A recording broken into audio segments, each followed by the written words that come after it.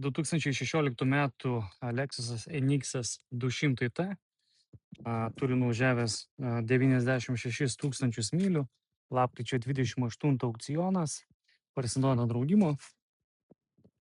Visai nebloga pirkti dabar kainą turi $7,800 tik tai. Turi keletą smulkių kosmetinių pabraižymų pažymėta draudimo. Bet labai tokie neryškus, nežymus. Jisai kūrėsi ir važiuoja. Turi labai gražų saloną, gražią apdailą. Salonas gražios rudos spalvos, neišsėdėtas, nesutrintas, nesubraižytas. Panelė gražiai apsiūta. Šviesus lubos. Jinai kūrėsi ir važiuoja, kaip minėjau. Pabandom užsivesti.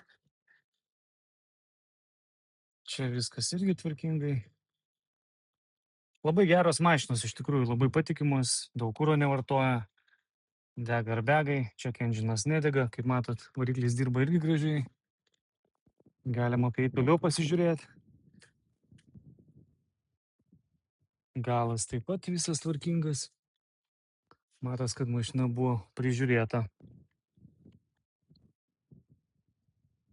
Galas švarus, pažeidimų nėra.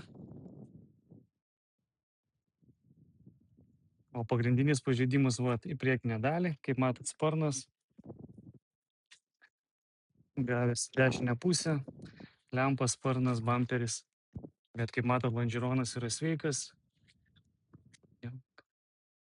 Kapotą irgi keisti. Bet čia viskas sveika ir gražu. Labai normalus pažeidimas, kaip minėjau, Hebra, $7,800 tik tai pirkti dabar.